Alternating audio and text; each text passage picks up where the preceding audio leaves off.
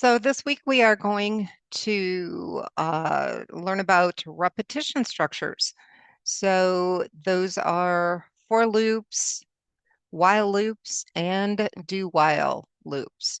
So you're going to start with the reading assignment.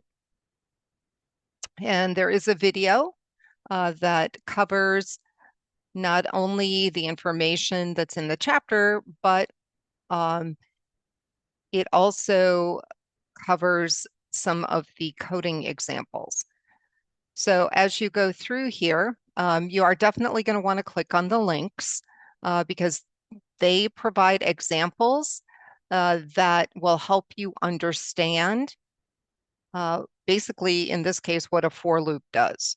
So you're going to read this, you're going to click on the example, and then here is a video that actually walks you through the code that is in these examples.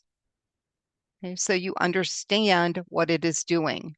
And you'll notice that quite often inside a loop, you will have a selection structure.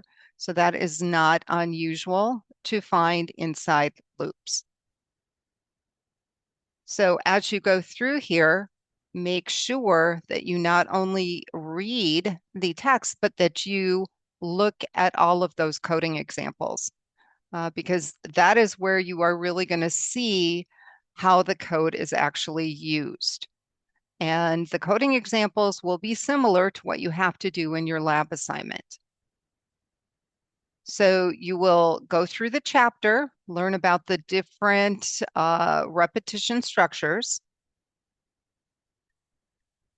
And so this kind of gives you an idea of what we are going to be covering in this chapter. In addition to our repetition structures, you are going to learn about random numbers and how to use the random number class.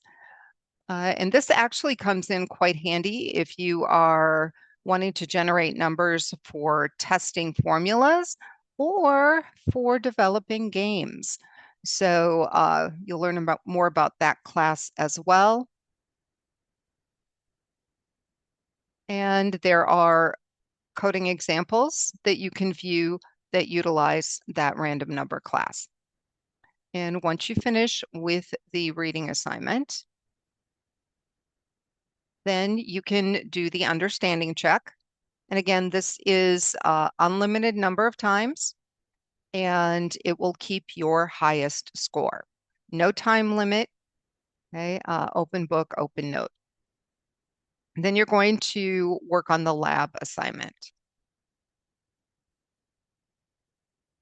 And here is a link to the lab assignment, and you can see how many points each exercise is worth. And there is a video that explains exactly what you need to do for the different exercises. But you'll notice in this case, I am giving you some starter code.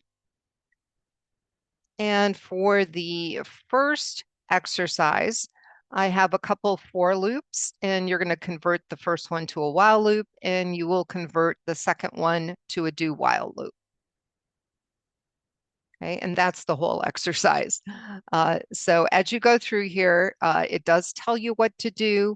And the video at the top explains what to do.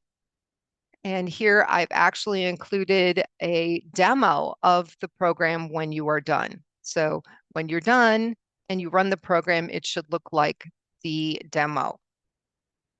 Okay, so as you go through here, if you're reading and you're not sure of what you should do, make sure you watch the video at the top. Okay, this video explains exactly what you need to do in every exercise.